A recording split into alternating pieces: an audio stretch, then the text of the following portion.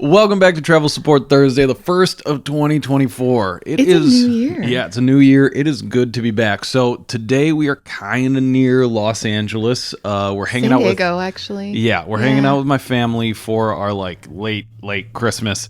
And I don't know if this has happened to you guys, but it seems like every day our house turns into like a co-working space with my family, and then at night, it turns into like the fun family get together that I remember that we'd always have as a kid. But now that everybody's like working from anywhere, including like, us recording this thing right now, it seems like, I don't know, it just feels like everybody is just working kind of all the time. Yeah, it's like a cool, unique experience in that, we're just trying to find space and we can work wherever we want. Yeah. But then there's the question, like, should we? Yeah. And it feels like, I don't know, ever since remote work became this like much more prevalent thing throughout the world, I mean, and especially throughout like, my family, it kind of feels like everybody's just kind of working everywhere all the time and just fitting in work around the other life stuff. And like, there's no separation anymore between work and life. It's just kind of all intermingled. Yeah, the number of laptops and such around is kind of fun. But like, I think the nice thing about working kind of around each other is that we just have built-in coworkers and colleagues that we get to like take breaks with. We take walks and have coffee breaks together. The kitchen is kind of like the water, what do they call it? The water cooler. The water cooler. Right. We never really had a water cooler at our last jobs, but that's what I imagine it is, the kitchen. Yeah. So has this happened with your family as well, that every time you see them, they're just like kind of working a little bit, and then at night you get to see them, but they don't really take days off to see you anymore, right? Or to hang out with you, which nobody here did. Nobody took any days off. They just kind of work their normal thing from wherever they are. And then I guess at night we just all hang out. We get to be around each other. Yeah, we get to see each other more, but I think it's like a more distracted version of seeing each other all the time. And we kind of have to all be on the same page about when we're like closing the laptops, I would say. Yeah, that's true. Yeah. The co-working rules have very harsh 5 p.m. cutoff. Co-working shop closes, and then the video gaming / board gaming world erupts into this place. Okay, but Happy New Year. That is enough talking about that. Happy New Year to all y'all. We had a really nice, I would say we've been in this like 2 to 3 week vacation break, which has been really nice. Just like jam packing our days with seeing friends and family, which has been really, really nice, because when we're traveling and when we're generally at home doing post-production, we don't really get a chance to like be around each other that often. We're always leaving, it feels like. So yeah, these last couple of weeks, in case you haven't seen any videos of ours pop up on this channel or our main channel, that's why we've been just like shutting down our things, kind of doing work peripherally, but also mainly just hanging out with friends and family. But we're back in action. Yes. But anyway, that reminds me. Travel Thursday. Travel Thursday. Yeah, we didn't forget. 2024, starting a brand new year. Yes. Okay, so what are we talking about today? Let's get into this thing. That was a long wind-up. Like we usually do. Yes. For those of you with ADHD like I have, you're probably sitting there like, get to it already. God, it's time. Let's go. Except we do it to ourselves. Yeah, that's true. And you. Sorry. We're just going to get into it. But one of the questions that we got from @_RASIS. Racist? No, probably not that second one. Yeah, that's _RASIS. Yep. So they ask, 1, what jobs did you both have before making the decision to leave it all and go on your 1-year honeymoon? Guessing Josh was in IT. Is it that obvious? Good. It's got to be pretty obvious. I don't know what is it, the beard? I don't know. And speaking of video games and time with our family and friends, number 2 question was, what games does Josh play? And how do you squeeze in game time while traveling, and on what platform? So, first question. Yeah. Tell the people. So, right, bingo, you nailed it. Yes, I did work in IT. Most recently, I worked for a startup, and then before that, I worked for a hospital, and then before that, I worked for like a really big system integrator company.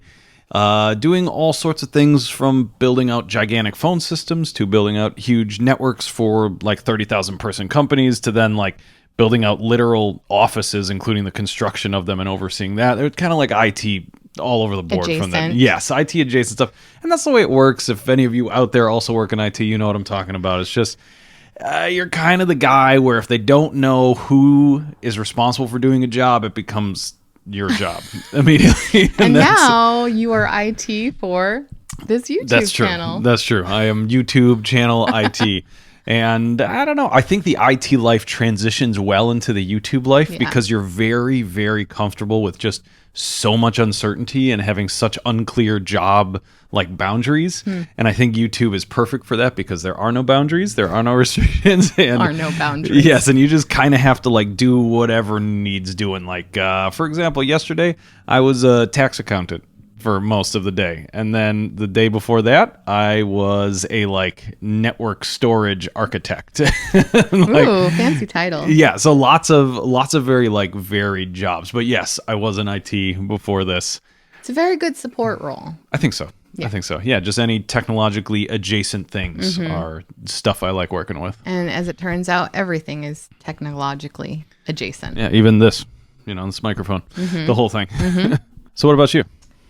So in my previous life, my last era, I worked as a genetic counselor. So I was in healthcare, and I still consider myself a genetic counselor.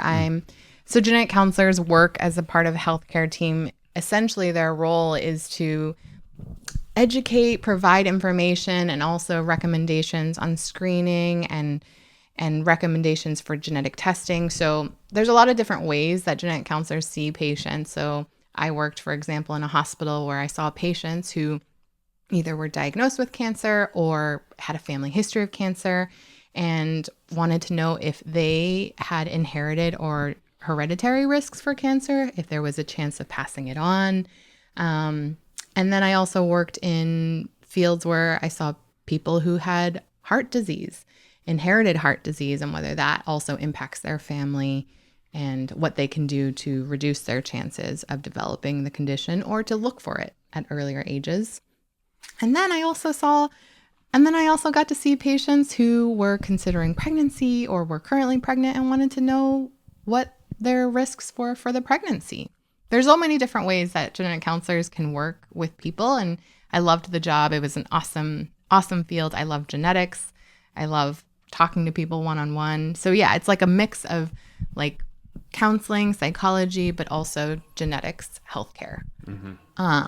Yeah, and I think that the interesting dichotomy between the two of us is I think that you actually like kind of miss for sure that job, yes. And I don't miss any of the stuff that maybe the construction. Actually, I loved building stuff with my hands. So like the 6 to 9 months I got to do that was awesome. But you don't miss the actual office IT work? No, I mean, I don't know. I like the people. I like fixing problems, but I didn't like other people telling me when I should do things. So I think it was more that than the actual job itself. I like having like full autonomy now over the time that we spend doing stuff and where we do stuff. Yeah. And there are times where I still have my license or my certification, and it's still something that I think, if anything ever changes, or I still keep in touch with a lot of my genetic counselor friends, and I still keep up to date. I still like to keep up to date with what's going on in the field of genetics because I do think it's massively fascinating because it just like genes, that's who we are, and it's what makes us who we are, and it impacts every single part of our health. That being said, I also love this lifestyle and this freedom. Genetic counseling is a really interesting, fascinating field. I won't go into too much detail other than I loved my last job. I still think about it as like a career, and it was I was doing it for like 10 years. So it was a really hard decision to say, I'm not going to go back to that career. But for me, it's not like I'll never go back. It's definitely something that I still think about and I still keep up to date about. I'm just loving this current lifestyle too, which is like also one of the strangest things maybe about the pandemic and this shift in traveling the world and starting this YouTube channel. It's changed my perspective on how our life doesn't have to follow that trajectory that we talked about before. It doesn't have to like follow that one path. Yeah. When I was growing up, kind of the only way to win was to like go to college, get this stable job, work that stable job forever. Doing anything else, including something as kind of crazy as like quitting to go and do a YouTube channel or travel around the world for a year or whatever, felt very terrifying at first. But now that I've been in it for a couple years, I think I would do almost anything to not give this back, to keep doing this. It's weird. So every year we do this year compass, and maybe we've talked about this before on our last channels, but every new year we do this thing called a year compass, and it's basically like a free online PDF that you can print out or fill out. And it's kind of like a reflection of like the past year, the good, the bad, the most memorable, and not so much resolutions as it is like, what are you looking forward to in the next year? And like in different parts of your lives, career, studies, family, friends, relationships. Right. And like, I think every year it's been interesting to look back at how that career part of our like year compass has changed. I don't know, like when I think of career now, I don't think of just one thing. I think of this, but I also think of genetic counseling. I think of like all the different things that we're interested in that we get to do, which is a pretty luxurious thing. Yeah, for sure. For sure. I'm grateful for those jobs because they provided us the means to be able to even give this thing a shot. For sure. At all. And being able to save up a little bit of money that we did to be able to go on that trip, which then led into the YouTube channel. All that stuff was thanks to those jobs that we had. I don't want to go back, though. I don't want to go back. Okay, what's our next question? Okay, so the next question was, what games does Josh play, and how do you squeeze in game time while traveling, and on what platform? This game, Yakuza Like a Dragon, I have been playing so much. This is like a hilarious turn-based RPG based off of this super long series of games. You're in Japan, and you're like part of the Yakuza in Japan. You're like trying to like break your way back out of it, but also solve a bunch of problems in the middle of it. And then all sorts of crazy stuff happens. Then all of a sudden you're doing karaoke, and then you're like doing batting cages, and you're racing cars, and like there's so many different games inside. I love this game. So obviously this has been a game that you've been obsessed with for the last few weeks, but for sure, I feel like it's not a game that you can really play while you travel, is it? No, I mean, not easily, no. But it is an amazing game. So we've been playing a lot of that. Super Mario Wonder, we've also been playing recently. I just recently played one game of League of Legends, and then that reminded me again why I absolutely should never play another game of League of Legends, because it's just a heart-wrenching experience. Playing Baldur's Gate 3 with my brothers. Currently, we've got this big campaign going on right now. There's a decent amount of gaming in my life. Certainly not as much as I would like. How do you do it while traveling, and what platform? Yes. So now with the new like game porting toolkit on Macs, that means that a ton of games that could only be played on Windows can now be played on a Mac, which is what we use for editing and what we use for all of our work stuff. So that means that I got a pretty powerful gaming machine that I bring with us everywhere. And that's how I play like Baldur's Gate 3 and things like that. And then a lot of times, not all the time, I'll bring the Nintendo Switch with. And this is like super important for me personally to be able to have this, because this is like my connection point to my brothers. This is how we stay in contact with each other. Not like phone calls, because we're dudes and we can't just like directly talk to each other about real life things.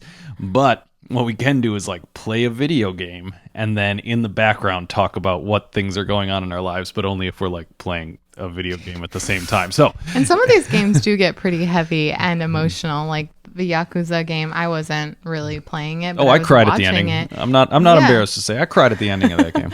But I think as we've been traveling, even like 1 year honeymoon that we took, where we were full-time traveling, I feel like you made it a point, and we tried to like schedule in time where you were like, I'm playing video games with my brothers, I'm signing in and chatting with my friends or dancing hula. So like we scheduled in select days of the week so that it became a routine. Yeah, like I think for us, especially with how often we're on the road, we have to have touch points back to our home in some like tangible, repeatable, scheduled way. And video games are that for me. Where like my brothers and my friends, they all play it, so it's like this common language we all speak, and we can do it together from anywhere in the world. And every single week we just have like an hour or two that we set aside, and it is sacred time. I love that. And it's so fun. I don't know, even though I don't always participate in the video games, I love just being around and hearing you guys like talk and play together because it feels like we're all in the same room together while you're playing. Yeah, right. It's like a big hangout, and like occasionally we're talking about like Life what's going on in things. your love life, Yeah. and occasionally we're talking about like just yelling at each other and talking shit to each other, as is also very important for playing video games. That is true. Thank you for asking this question. This is one of my favorite things to talk about. If there's any awesome games that you have been playing recently, put them down in the comments below. I want to hear all these good things, and the more portable the games, the better. On to the next question. We got a great question from Janelle R6321, who is heading to Japan in February. That's coming up. Very exciting. Yes, that's a great time to go. And they asked, would love recommendations for best flea market or vintage shops / neighborhoods. Because, last right. time we talked about Multainai and the thrift shops in Japan are remarkable. I think I'm fully out of this topic. Okay. I think this is the Lisa show here. I mean, first of all, I don't even know where to begin. So if you're looking for like thrift shops that are like in a mall, that are just easy to get to, almost invariably like everywhere scattered throughout the city, I think they're all throughout Japan. Baz store, BAZZ store, was this awesome shop that had all different kinds of like clothing. They had jackets, they have jackets, they have t-shirts, they have pants, and high-end things, but also not so high-end things. Like I was this close to buying this puffer jacket that I really regret. I still think about it to this day. Every single day she tells me, "Oh, I wish I bought that puffer jacket." It was $8. I knew I was going to need it for the winter, but I just didn't want to carry it around. Anyway, Baz store is a really good option. My method of just finding the different thrifting stores or vintage shops were just honestly looking at used clothing stores, secondhand stores, and op shops in Google Maps, and then there are tons that pop up. But the like thing that was the most exciting were finding flea markets, actually. So yes. That one like the Multainai flea market. Yes, and then the big one that was like under that parking garage. Yeah, and I think if you just like Google flea markets in Tokyo or wherever you are in Japan, you'll find that actually there are a ton of flea markets that are happening either every weekend or sometimes, every other day in different neighborhoods. Multainai flea market was one that we found on the outskirts of Tokyo. It's basically like garage sales. Everyone brings their stuff and they just set up shop on this rooftop. It was so cool. They're selling different kinds of things out of their suitcases. It was awesome to see. And then what was that other really big flea market that we went to where you got this t-shirt? Yeah, I got a ton of really good t-shirts. It was this huge flea market that was kind of near Haneda Airport that I cannot remember the name of. Yes, it was the Ohai weekend. So OHI weekend flea market, and it was massive. Like just rows and rows of all these different things. Like some of these are antique, some of these home decor things, but okay, we're gonna put links down to Multainai as well as the Ohai market. We'll put those down below. Some of the names of like some of the names of the thrift shops that are like chains, but I thought were worth visiting as well. Yeah, absolutely. All right, what do we got next? Yeah, love that. Okay, so our next question comes from Trevor Yerkes, who has asked a lot of good questions about their upcoming trip to Japan. So their first question is, given just 5 days in Japan, is it even worth making any stops along the Tokyo to Kyoto corridor other than those two cities themselves? That's tough. And worth is such a that's such a hard word because I mean, I don't know. I love Nagasaki, Japan, for example, and it's worth it for me to be able to fly all the way to the other end of the country to go and see this thing. 5 days. But for 5 days, no. If this is your first time going, no.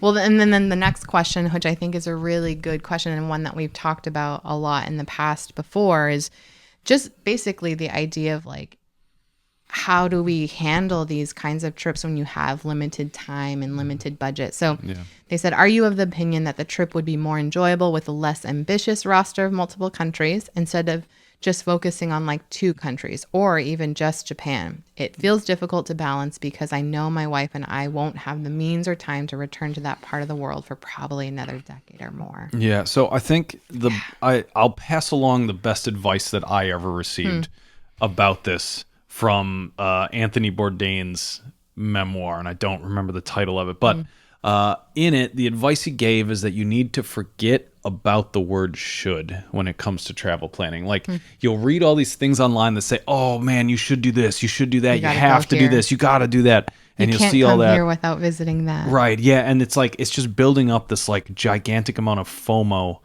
that no matter what you do on your trip, that you're going to feel like you didn't do enough. And that sucks. That's like the worst feeling in the world. And I think the only way to kind of turn that off and to ensure that you have like such a good time and that you go home feeling like, yeah, I did the thing that I wanted to, is to turn all that noise off and just do the stuff that you're hyper interested in, that you're super into. If you're into, for example, thrifting, probably spend a lot of time at the Ojai Market in Tokyo because you're going to have a blast there. Or you go to Chiang Mai and go to one of those gigantic clothes shops that are everywhere. Yeah.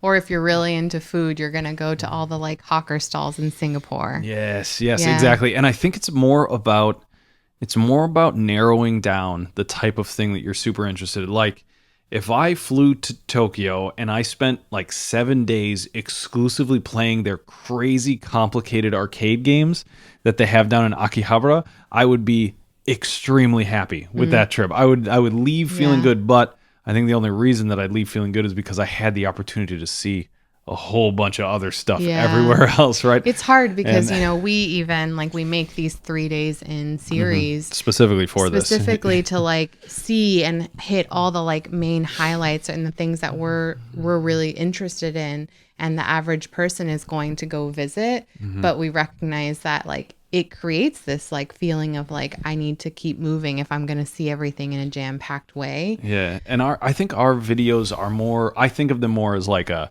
buffet where you come in and 45 minutes, you're going to see like 50 different cool things you could do. And then for your trip, you're going to be like, I like that one. Ooh, and I like that one. Ooh, and that dessert. And then, but I don't maybe need the extra like sprinkles on top of the ice cream. Yeah, exactly. And that's the way that I see our videos is it's not a you must do this itinerary. It's a here's like a whole bunch of stuff that you might be interested in and you should pick out a handful of them to do. Definitely.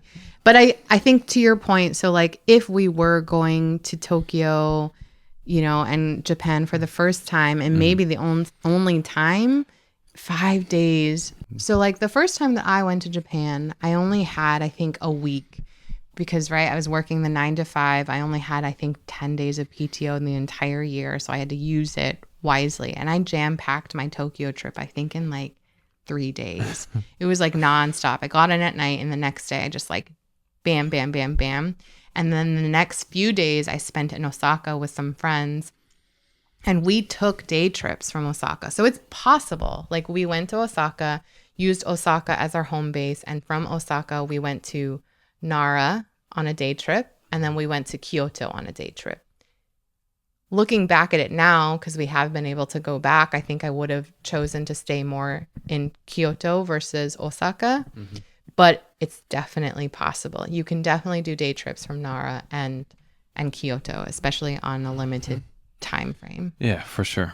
I don't know how to best answer this question. That's such like a small amount of time to do presumably a lot of different stuff. But I think if I only have 5 days, I'd get in and I know that I would just be jet lagged out of my eyeballs for that first day, maybe the entirety of the 5 days. And then I think I'd spend day one exploring Asakusa, the nearby neighborhood where I like to stay. And then I think I'd spend day two going a little bit wider out. I would make sure probably to not miss Team Labs because I think that's an incredibly unique, super cool experience. Go and eat all the delicious food that I possibly could. And then day three, I think I'd go a little further west and go to Shinjuku and Shibuya and spend the day out there. Yeah. And then I'd probably hop a train either that night or the next morning to Osaka, taking the bullet train, hopefully seeing Mount Fuji on the way past as you go.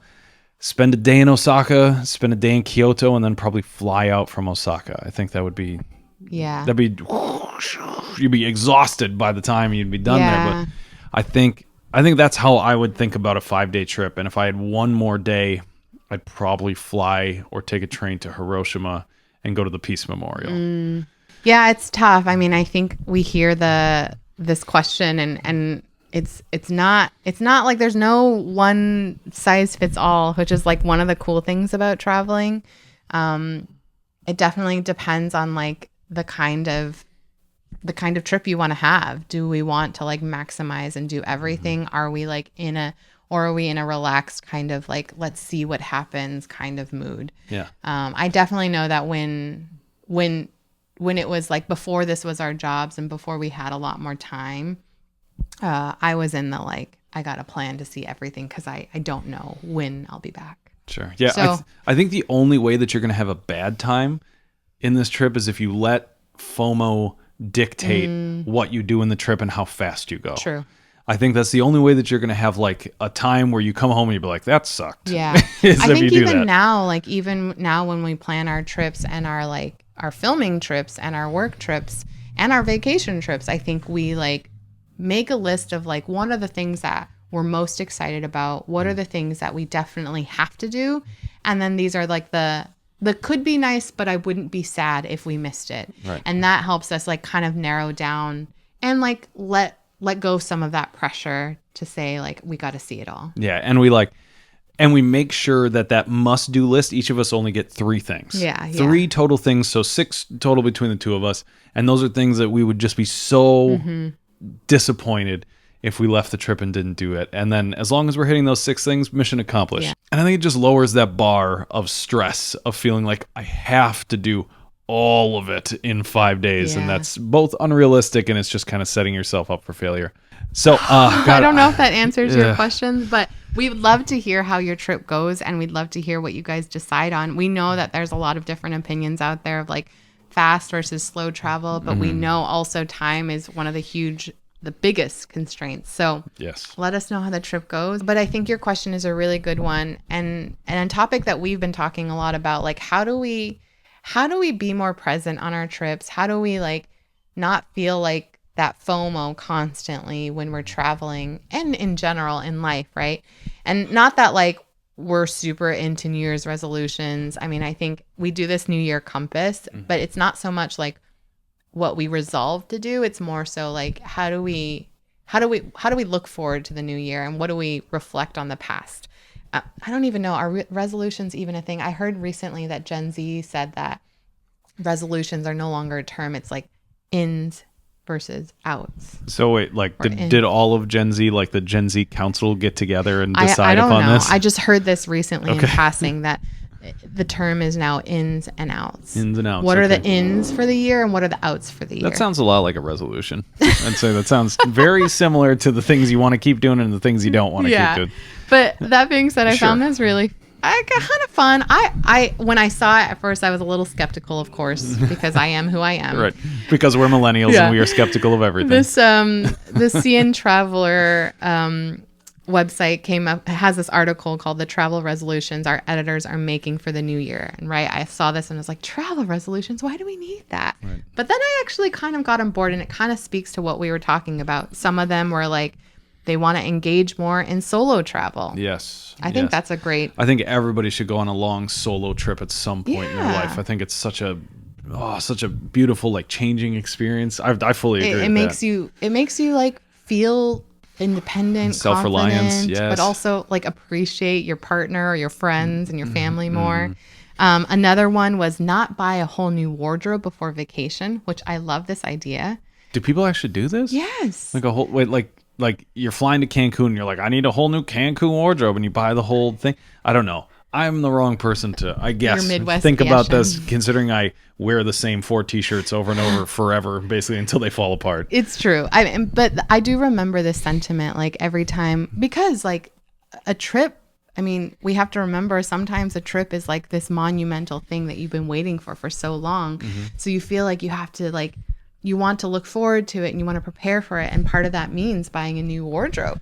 But this article and this editor was saying, you know, how do we do that less? How do we focus more on like the wardrobe that we do have, the basics that we do have, without feeling like we need to buy extra and add more luggage? You could do that JAL thing that they're offering where you fly with absolutely no additional clothes and then you hire someone to pick out and rent clothes to you for your trip to Japan. Yeah. I think I'm very interested. And if anyone has tried that, I'd be fascinated. Yes. I want to know how others would dress me.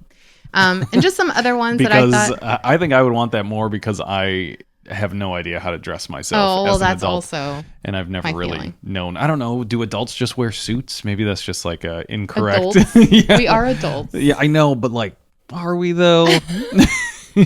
Like, I don't know.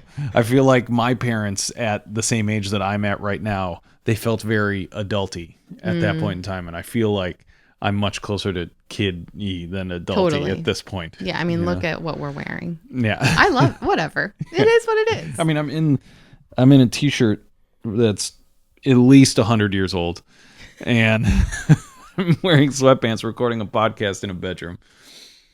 And our parents are in the next room. Speaking of our parents, Someday we'll grow up. I hope not. Actually, I really hope the not. next resolution that was on this, which I love, is book more multi-generational trips. Oh. Take more trips with your family. Take more trips with your parents.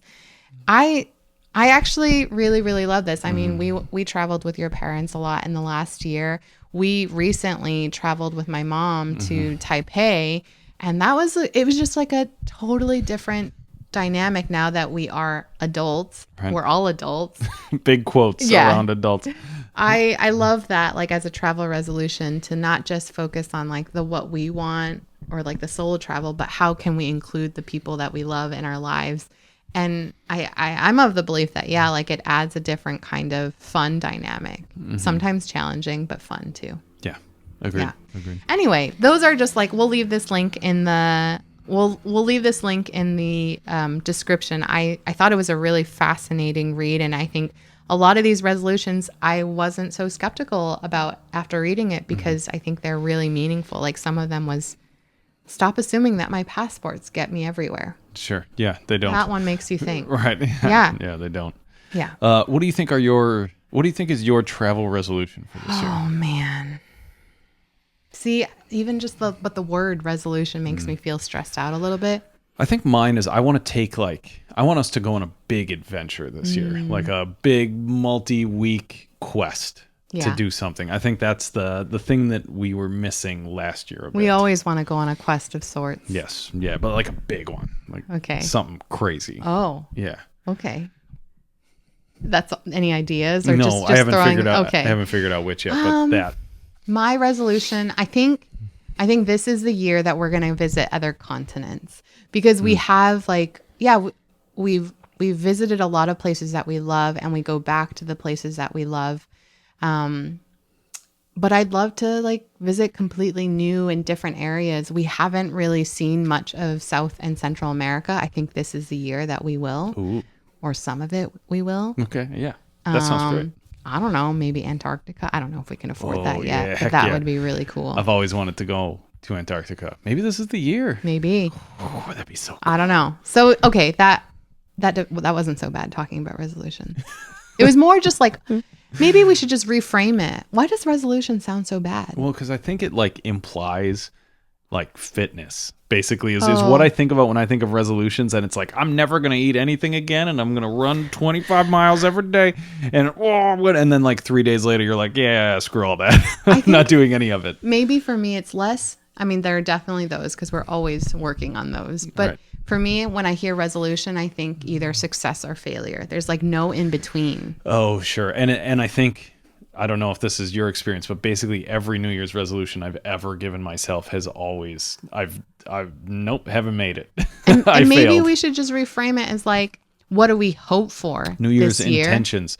Maybe that's why they created the new ins and outs. You know, maybe that's why What they. are my ins and what are my outs? Yes. What am I trying to get rid of? What am I trying to like keep more of? Yeah.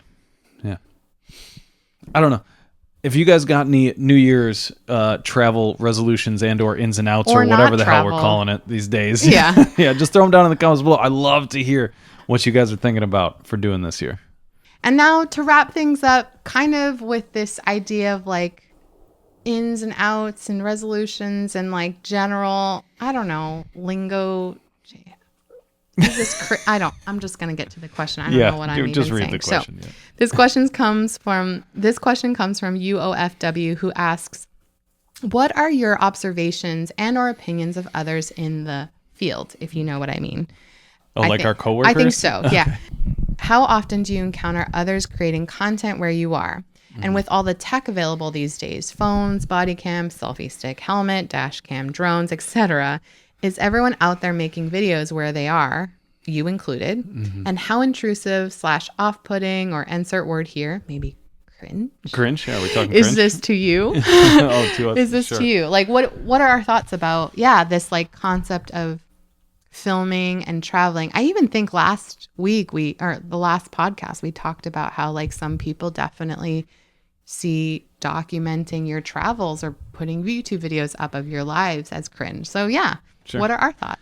I am excited whenever I see another person because like the camera setup for what we do is so specific that you can kind of see another YouTuber from like miles away. You know? Can recognize the mic, the big old mic, fluffy mic in the background. Gigantic DSLR camera, generally someone like talking to a camera like this, making some sort of big over enthusiastic expression, being like, have you ever seen a burrito before? Today we're gonna eat some burritos. And it's like there's like a YouTuber tone of voice that I think everybody uses for at least a little while in their YouTube career.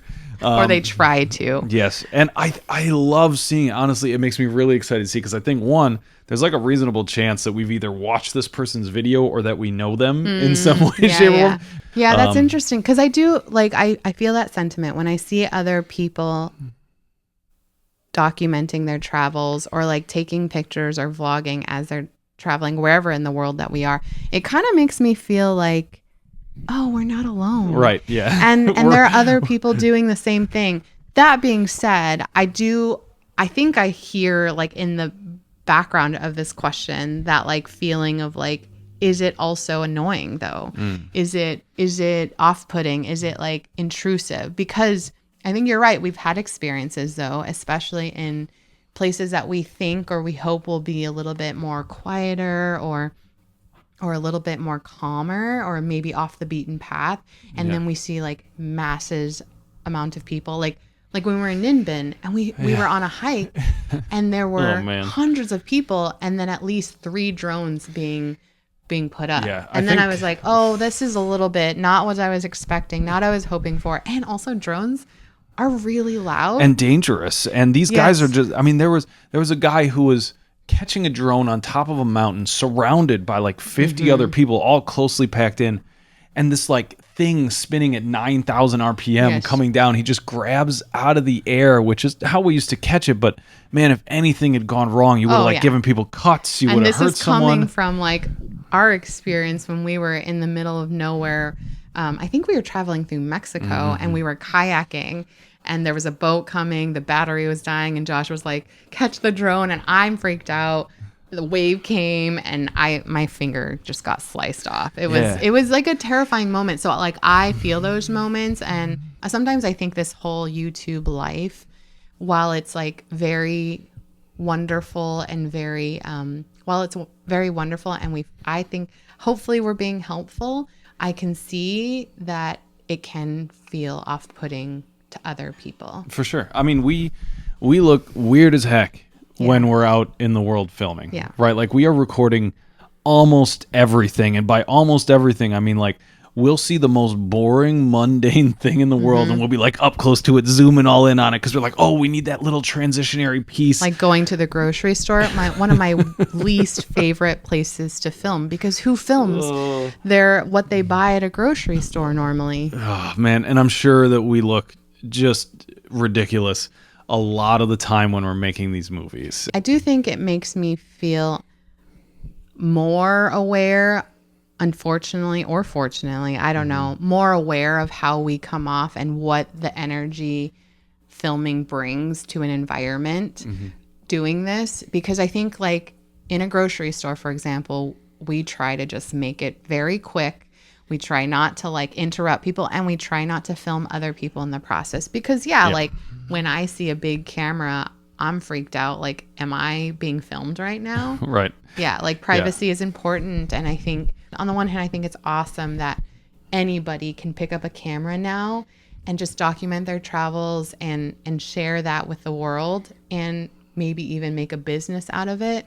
But then like it does have an impact on other people. For sure, for sure. And I think that like the thing I love seeing is people out there trying to make these super cool movies. That makes me really excited to see. I'm like watching them film it and I'm like thinking in my head of like, oh, they're going to use this scene for that. And I can like kind of, I don't know. It just feels really exciting to see other people doing the same thing. And we'll almost always go over and talk to people if we see them like very obviously making a YouTube video or a like, TikTok or an Instagram YouTubers? creator or whatever. Yeah. The thing I hate seeing is people who ambush other people with a camera. And this has become so freaking popular on YouTube, is people just like walking up to other people with a big camera in their hands and being like, hey man, how do you feel about this thing? Or hey, what are you doing? And it's so uncomfortable, which is why in a lot of the videos that we create, we'll see comments down below or be like, hey, you should talk to more locals. And we do all the time. We just don't film them because we consider that to be a little bit rude. And I don't think they truly understand like the scale or the scope Also, of us not getting them. everybody wants to talk to people, you know, like, or be on camera. And I mean, half of the time don't even want to be. So like, I do think, it's interesting. As much as we want to like make our videos as realistic and as like non-scripted and very relatable as possible, it is challenging sometimes to like, it's not a challenge. I think it's a challenge that we welcome.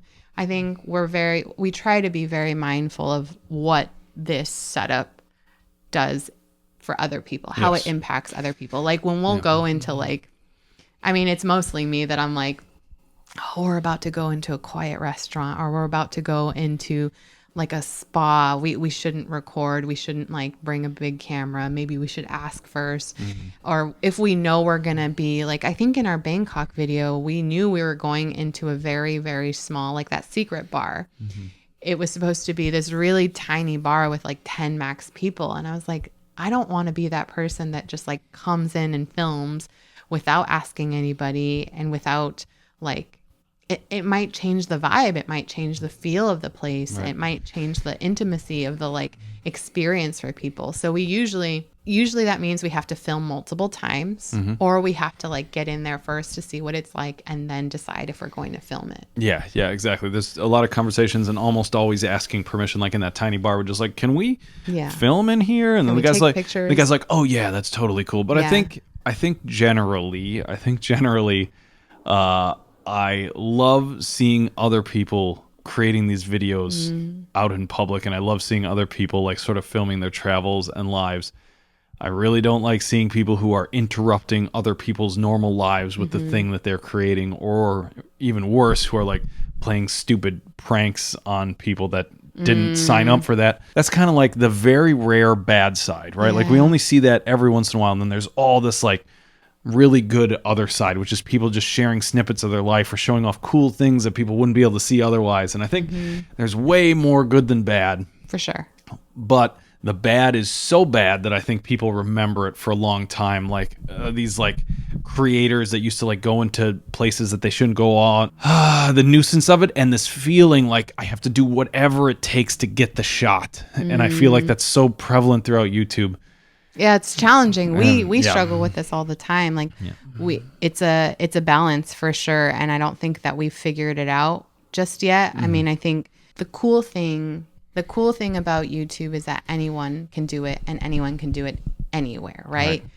But that also is actually one of the bad things too, is like anyone can do it and you can do it anywhere. Right. It doesn't mean that everyone should do it everywhere. Yeah. Right? I mean, that's not implicit permission to film anyone and anything everything at all times.